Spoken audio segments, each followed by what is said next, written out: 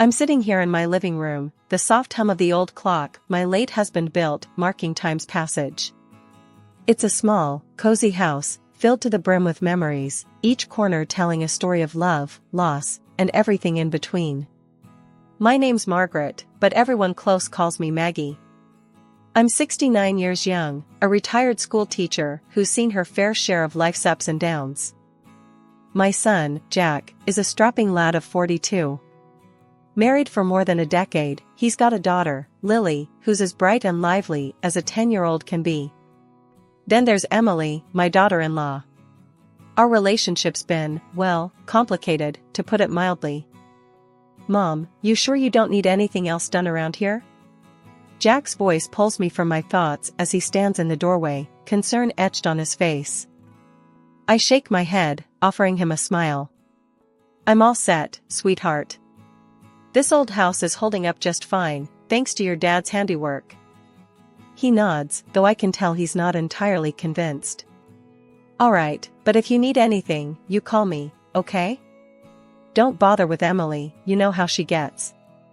I sigh. Jack, she's your wife. I don't want to cause any trouble between you two. He shrugs, a bit of frustration showing. Yeah, well, things have been tense. But we'll manage. We always do. The conversation shifts to lighter topics, Jack filling me in on Lily's latest school project and Emily's plans for the weekend. But there's an unspoken tension in the air, a distance that wasn't there before. As Jack leaves, promising to visit again soon, I can't help but feel a pang of loneliness. The house feels emptier without the laughter and chaos that used to accompany my son and his family's visits. The phone rings, shattering the silence. It's Emily, her voice icy as she speaks. Margaret, I need you to watch Lily tomorrow. Something's come up. I bristle at her tone, but my love for Lily wins out. Of course, I'll watch her. She's my granddaughter, after all. Emily's reply is curt, a simple thanks, before she hangs up. I stare at the phone, a mix of sadness and frustration churning within me. What happened to the days when Emily would chat with me about recipes and gift ideas for Jack? When did everything become so transactional? I spend the rest of the day tidying up the house, preparing for Lily's visit. It's in these quiet moments, surrounded by the love and care that went into building this home, that I find my strength. This house, built on memories, stands as a testament to the life my husband and I built together. And no amount of tension or harsh words can take that away from me. Back in the day, life was simpler, or so it seemed. I was still teaching, shaping young minds, while my son Jack was just starting to make his way in the world. Emily entered our lives like a whirlwind, full of ideas and ambition, which I admired, even if we didn't see eye to eye on everything. Mom, I want you to meet Emily, Jack had said, his eyes shining with that look of love I hadn't seen in a long while. I think she's the one. I remember meeting her for the first time. She was outspoken, a stark contrast to the quiet steadiness of my Jack. Pleased to meet you, Mrs. Thompson, she'd said, offering me a firm handshake that somehow felt more like a challenge than a greeting. I smiled, trying to ease the tension.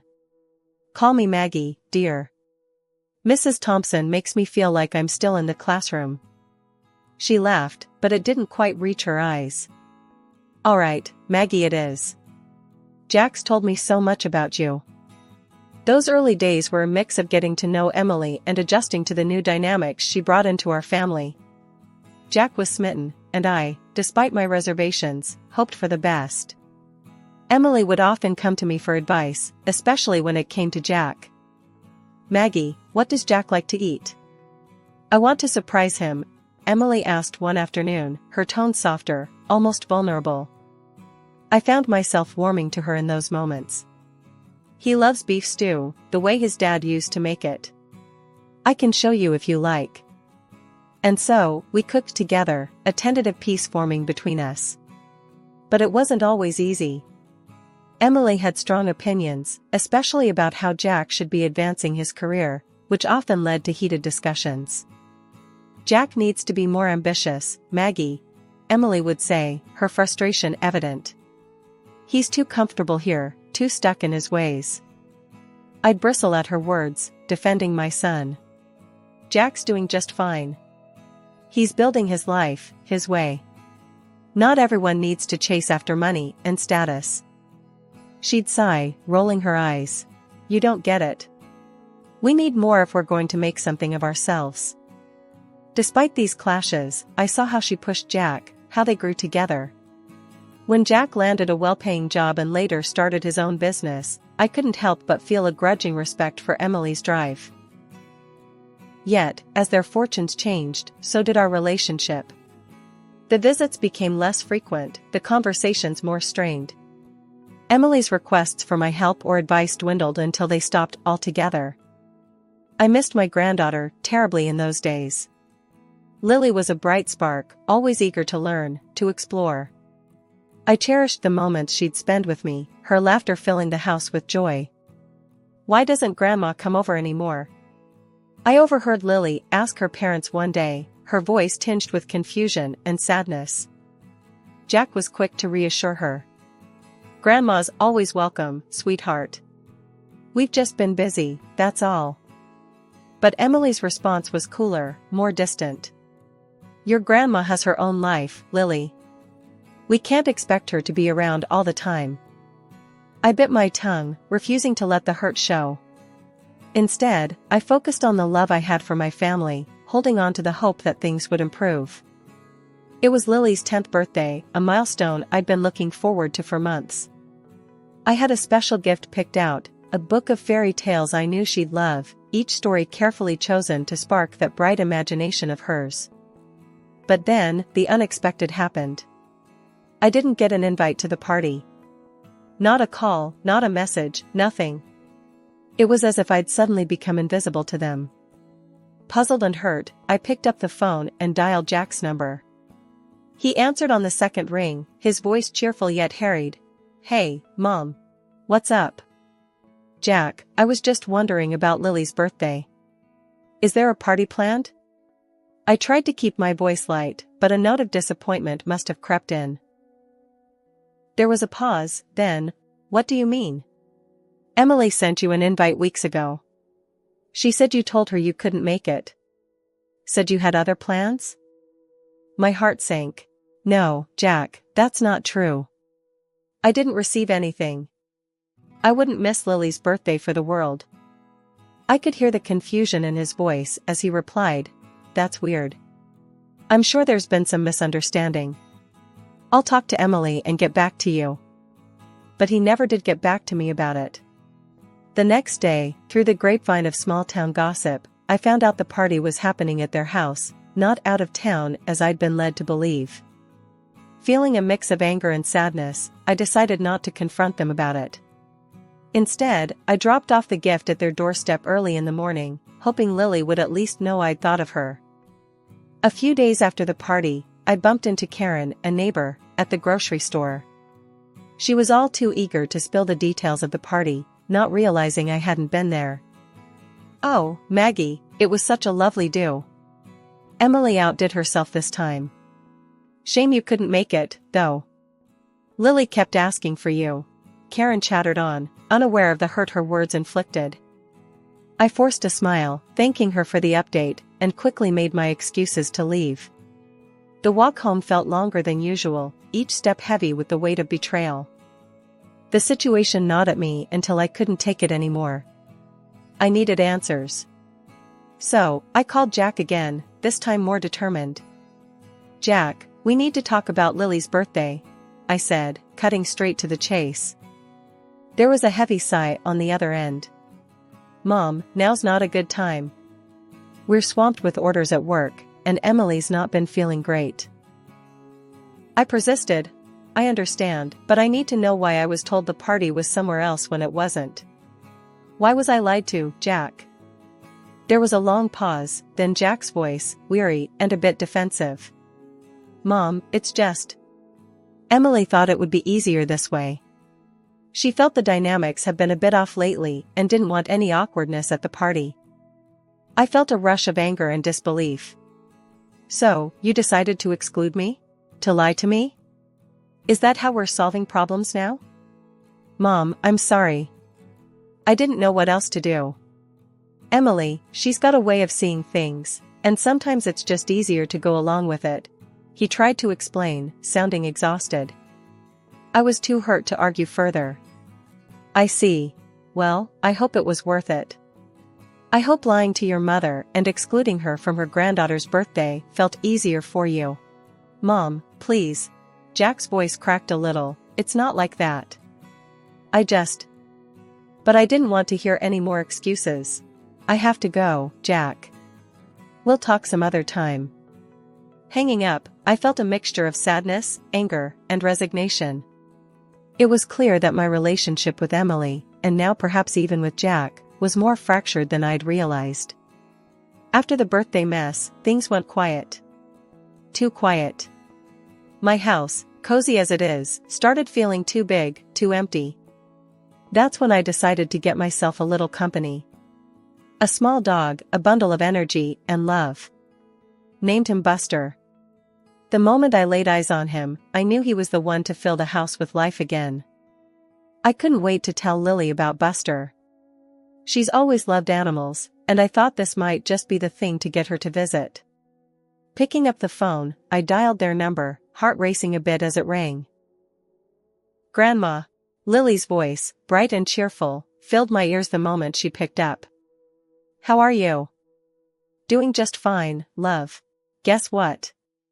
I've got a surprise for you. A little dog named Buster, I said, unable to keep the excitement from my voice. Really? A dog? That's awesome. I want to see him. Can I come over? Her enthusiasm was music to my ears. Of course, sweetheart. Anytime you want, I replied, feeling a warmth spread through me. Turns out, I didn't have to wait long. That very afternoon, the doorbell rang. There stood Emily, looking as if she'd rather be anywhere else, and Lily, eyes sparkling with excitement. We can't stay long, Emily announced, barely crossing the threshold. Ignoring the tension, I ushered them into the kitchen, deciding to make the best of it. Let me get you some tea and cake. Make yourselves at home. As we settled, Emily's eyes roamed, landing on the new oven and the bits of new furniture around the house. These are new, she remarked, her tone sharp. Who bought them for you? My son did, for my birthday, I replied, trying to keep my voice neutral. Her face turned a shade redder, anger flashing in her eyes. You shouldn't be demanding money from him like that, she snapped. Before I could even think of a response, Lily came running in, a scratch visible on her arm. Emily saw it and lost it. That dog of yours bit my daughter, she accused, voice rising. He didn't bite me, Mom. I scratched myself outside, Lily tried to explain, but Emily wasn't having any of it. We're leaving. And we won't be back, Emily declared, dragging Lily away, before I could even get a word in. Once they'd left, I felt a mix of anger and sadness. I needed some sense talked into me, so I called my sister, Carol. Carol, you won't believe what just happened, I started, recounting the whole ordeal. Carol, ever the voice of reason, listened quietly before speaking.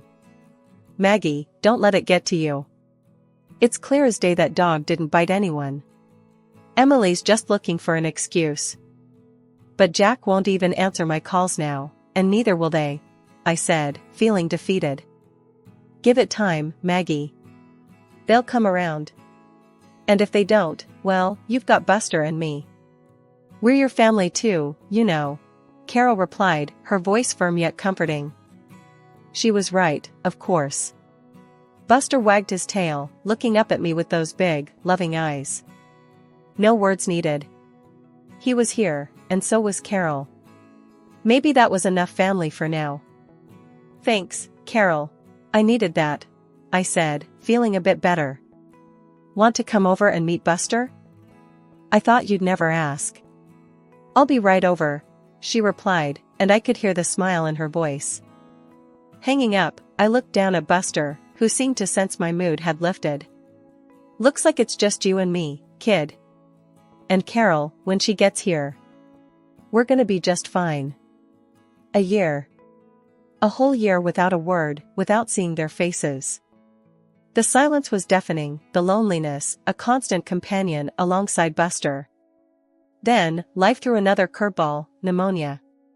It hit me like a freight train, landing me in the hospital, before I even knew what was happening. Carol, bless her, was by my side every day, worry etched deep in her brows. Lying there, hooked up to machines that beeped and hummed, I felt the weight of the year's silence heavier than ever. "Carol, can you call Jack for me?" I asked, my voice barely a whisper. It was a long shot, but I had to try. She hesitated, knowing all too well the silence that had filled the void between us. But she nodded, pulling out her phone and dialing Jack's number. I listened, holding my breath, as she spoke. "Jack, it's Carol. Your mom's in the hospital. She's very sick." "Yes, pneumonia. She's asking for you." The pause that followed felt like an eternity. Then, I heard him, his voice distant but clear. "I'll come now." True to his word, Jack arrived at the hospital, a storm of emotions playing across his face. He approached my bed, taking my hand in his, eyes brimming with unshed tears. "Mom, I'm so sorry. I should have been here," he started, his voice breaking. "I've been such a fool." I could barely speak, my illness and the emotion of the moment rendering me weak. "Why, Jack? Why did you believe that, about Buster?" He looked away, shame coloring his features. "Emily told me, showed me a scratch on Lily's arm. Said Buster attacked her. I was angry, hurt. I thought you'd. I don't know. I just..." Listening to him, it was clear how deeply the lie had cut, driving a wedge between us. "Jack, you know Buster. He wouldn't hurt a fly." "I know now, Mom. I saw him, he's gentle." "Emily, she lied to me. I'm so sorry. I should have known better," he admitted, his voice laced with regret. The admission, the apology, it was bittersweet. My heart ached for the lost time, for the pain we'd both endured because of a lie. "Jack, it's okay. We're here now. That's what matters," I said, squeezing his hand, offering forgiveness, because holding on to anger would only prolong the pain. He nodded, wiping away a tear. "I'm going to make this right, Mom. I promise." Hearing those words, feeling his hand in mine, I believed him. Maybe this was the start of mending what had been broken, of healing not just my body, but our family too. Things were just starting to look up when out of nowhere, trouble came knocking again. This time, it wore a suit and called itself a lawyer, claiming to represent Jack. The voice on the phone was all business, saying he needed me to sign some documents, because Jack was abroad and in a bind. Something about the whole thing smelled fishy to me. First thing I did was try calling Jack, but wouldn't you know it, his phone was as good as a brick. No answer. That's when I got that sinking feeling in my gut. I rang up Carol, told her to come over quick. "Something's not right," I told her, pacing the floor until she showed up. When the lawyer showed up, all smiles and handshakes, I knew I had to play it smart. He pushed a stack of papers towards me, saying it was all just formalities, that Jack needed this done pronto. "I'd like a minute to read these, if you don't mind," I said, trying to buy some time. "Oh, there's no need to worry. It's all straightforward," he assured me, but I wasn't buying what he was selling. I needed Carol to get a look at these documents without him hovering, so I suggested a little stroll in the garden. "Let's get some fresh air, then I'll sign," I proposed. To my surprise, he agreed. While we were outside, Carol was inside, snapping pictures of the documents with her phone. Turns out, those papers were nothing short of a nightmare. They were trying to get me to sell my house for peanuts and ship off to a nursing home, claiming I was too sick to take care of myself. Before I could process it all, Emily stormed in, red-faced and yelling like a banshee. "Just sign the damn papers, Margaret. Don't make this harder than it has to be." I stood my ground, refusing to be bullied. "I'm not signing anything until I talk to Jack," I said firmly. That's when I called the police. Emily was livid, spewing lies about me having dementia, trying to paint me as some doddering old fool. The police showed up, and Emily switched gears, playing the concerned family member. But we had proof. I showed them the audio recording of the lawyer's spiel, and Carol showed them the photos she'd taken of the documents. Emily's tune changed real quick, then.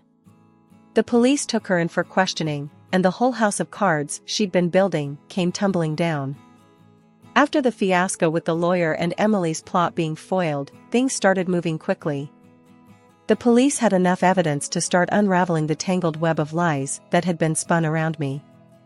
But the real turning point came when Jack finally got back from his trip abroad. He was shocked to learn about the chaos that had unfolded in his absence. Jack came straight to my house, a mix of worry and anger clouding his face. "Mom, I just landed and heard about what happened. Can you fill me in on everything?" I sighed, looking at my son, seeing the confusion and hurt in his eyes. "Jack, it's been a mess. That lawyer, the one Emily hired, tried to trick me into signing away the house. And if it weren't for your Aunt Carol, I might have fallen for it." Jack's face turned red with anger. "That's unbelievable. Emily told me she was just taking care of some family business while I was gone. I had no idea she was plotting something like this." Carol, who had been a rock throughout this ordeal, chimed in. "We caught everything on tape, Jack. And I took pictures of the documents they tried to get Maggie to sign. It's clear as day what their intentions were." Jack shook his head in disbelief. "I can't believe she'd go this far. To think, she used our daughter to further her lie. I'm going to confront Emily about this. She needs to explain herself." The confrontation between Jack and Emily was inevitable. He left our house, determined to get to the bottom of things. When he returned, he was alone, his expression somber. "Mom, Emily," she admitted to everything. "Said she felt cornered, that she didn't know what else to do. I told her it's over. We're getting a divorce. I can't be with someone who'd put my own mother through something like this." Hearing Jack's words, I felt a mix of relief and sorrow. Relief that the truth was finally out, but sorrow for the pain my son was going through. "Jack, I'm so sorry it's come to this. But I'm proud of you for standing up for what's right." Jack nodded, pulling me into a hug. "I should have listened to you sooner, Mom. I'm just glad you're okay." In the days that followed, we worked on healing the rifts that had formed. Jack was a frequent visitor, often bringing Lily along, who was overjoyed to spend time with Buster and me. The ordeal had brought us closer, reminding us of the importance of family and truth. After the storm comes the calm. That's how it felt once everything with Emily was settled. Jack got the divorce finalized, and though it was a tough period for him and Lily, they started to find their rhythm again. Life at the house felt fuller, happier with their frequent visits. It was like we were all breathing a bit easier, ready to welcome whatever came next with open arms. One sunny afternoon, as I watched Jack and Lily playing with Buster in the garden, I realized how much things had changed. Jack walked over, settling down beside me with a sigh.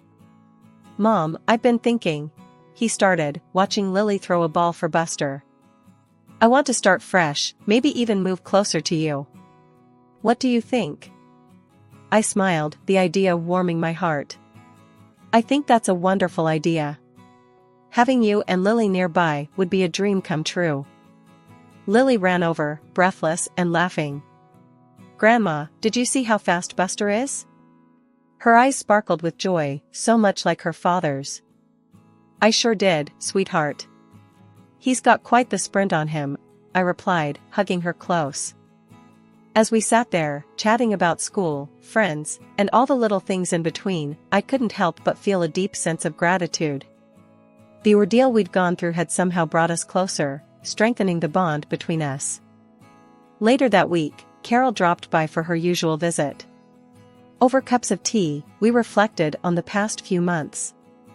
As the days turned into weeks, and the weeks into months, our lives found a new normal. Jack and Lily did move closer, just a few streets away, making spontaneous visits a regular occurrence. The laughter and love that filled my home were a balm to my soul, healing old wounds and bridging any gaps that had formed. One evening, as we all gathered for dinner, Jack raised his glass in a toast. To new beginnings, to family, and to a future filled with love and laughter. We've come through the storm, and now it's time to enjoy the sunshine. We all echoed his sentiment, clinking glasses and sharing smiles. It was a simple moment, but it held the weight of everything we'd endured and overcome together.